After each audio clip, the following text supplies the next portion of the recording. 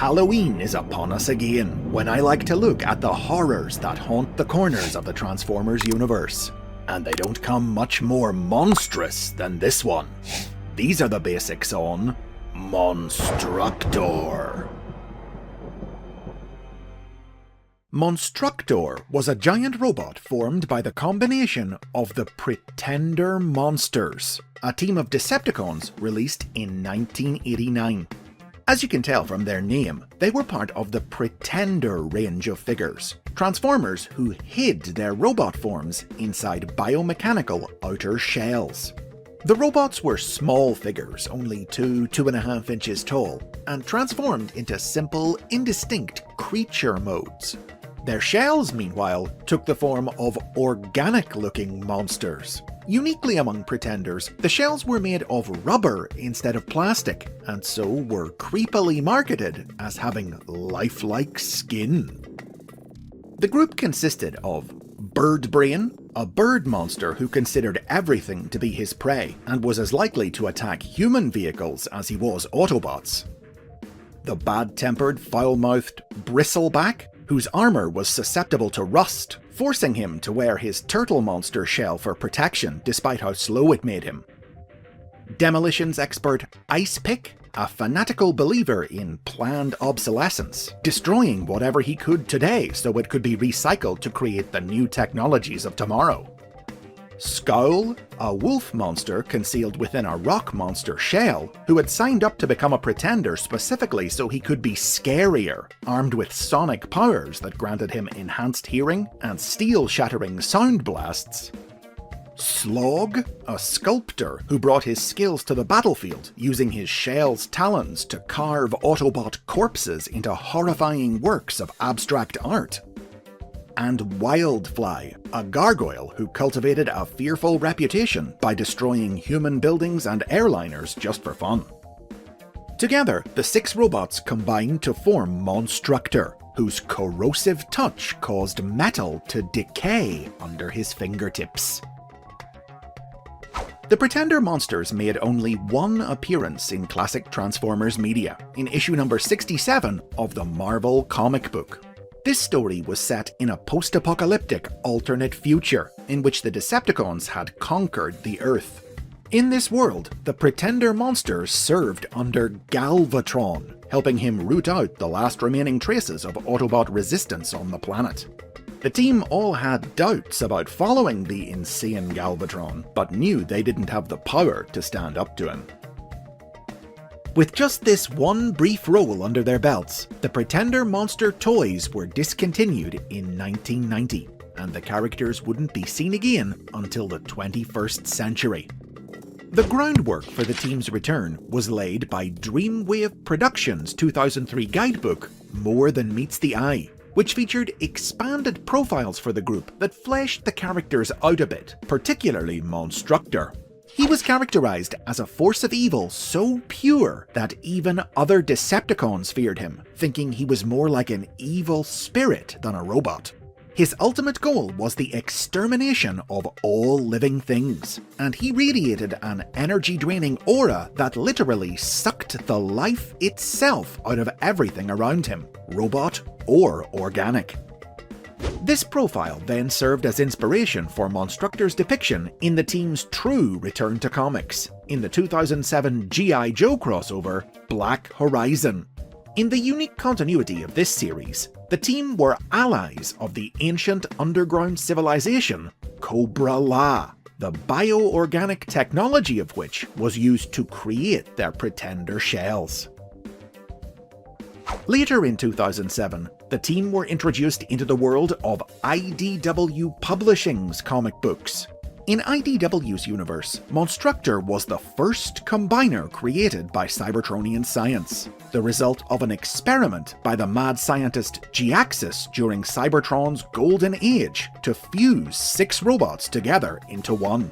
But the process was imperfect and drove MONSTRUCTOR's components insane, devolving them into violent, uncontrollable monsters, and forcing the giant warrior, Omega Supreme, to subdue and imprison them. The group eventually escaped in the present day and hunted Omega down for revenge, but they were stopped by Optimus Prime. MONSTRUCTOR went on to appear periodically in IDW's comics over the next decade, serving both Graças and his pupil Shockwave in their various plans to dominate Cybertron and the universe. IDW's comics have proven to be the Pretender Monsters' biggest role to date. Outside of them, the groups made only a small handful of other minor appearances here and there, most notably a brief role in the Marvel sequel series, Regeneration 1, that also saw MONSTRUCTOR go up against Omega Supreme. And sadly, no new toys of the group have been released since the originals.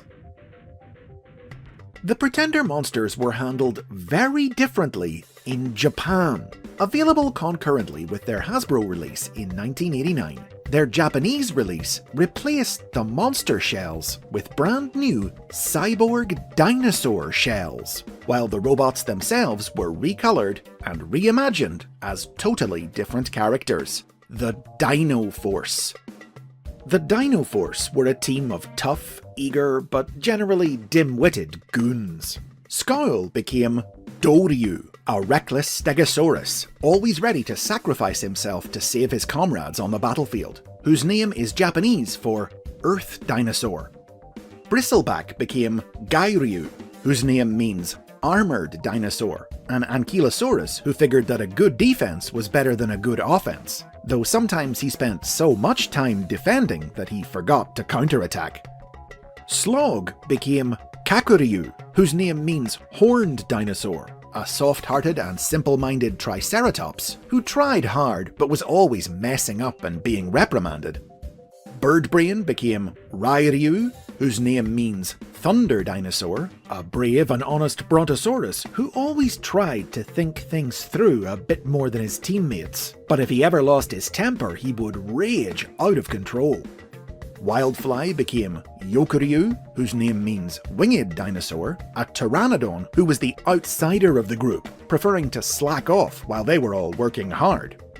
While Icepick became the team leader, Goryu, whose name means Strong Dinosaur, a Tyrannosaurus Rex who, underneath his stubborn and boastful exterior, really was a good boss who cared for his men, and they in turn cared for him. The Dinoforce combined into Dinoking, who, if left to his own devices, would rampage non-stop until his energy ran out. The Dinoforce appeared regularly in the Japanese original animated series Transformers Victory, serving as the foot soldiers of Decepticon Emperor Deathsaurus in his campaign to pillage the energy of Earth. They were the show's bumbling comic relief, with the childlike Kakuryu in particular constantly goofing up and taxing Goryu's patience. But when they combined into Dinoking, they were tough enough to take on even Autobot leader Starsaber in combat. Notably, the team never transformed into their creature modes in the series, and instead of the guns that came with their toys, they all used original melee weapons created for the cartoon. Towards the end of the series, the Dinoforce were abandoned by Deathsaurus, left on Earth to die when he began his final assault on the planet with his gigantic fortress. Realizing they had been betrayed, Goryu got back at his former emperor by giving the Autobots the data on Deathsaurus' fortress that they needed to take it down. The series concluded with the redeemed Dinoforce starting new lives on Earth. Most of them became construction workers, with Goryu as their foreman, while Kakuryu became a children's entertainer at a theme park. The Dinoforce also appeared in the Victory manga, which revealed them all to be dads, with kids who looked just like little versions of them. The manga also gave Kakuryu a spotlight issue in which he attempted to prove himself by taking on Starsaber one-on-one. Of course, he didn't have a hope of winning, but when he nearly fell off a cliff during the fight, Starsaber took pity on the poor dope and saved his life. As the standout member of the group, Kakuryu would receive a new toy in the Japanese United EX line in 2012. Sold under the name Grim Master, it was a recolor of Grimstone from 2010's Power Core Combiners line, who transformed into a Styracosaurus and could power up into a super robot mode by combining with 4 dinosaur drones. The toy represented an upgraded Kakaryu some years after the end of Victory, having joined the Autobots and trained with the Dinobots to finally become a real warrior.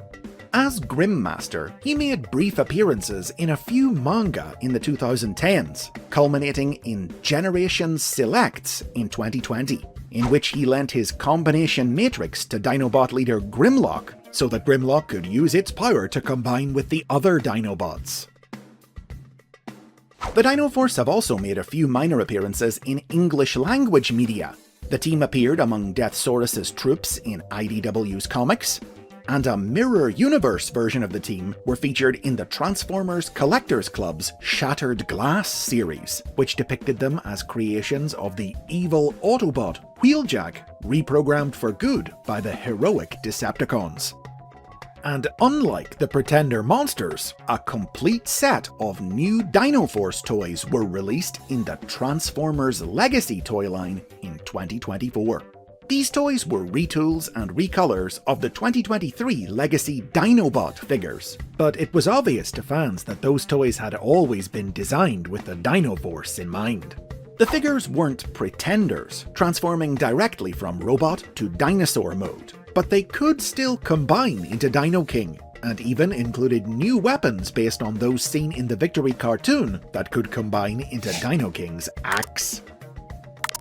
But while the DINOFORCE might have more toys than MONSTRUCTOR, none of us should rest easy, for it can be assured that MONSTRUCTOR lies waiting in the shadows, waiting for his moment to drag us down to join him in the darkness.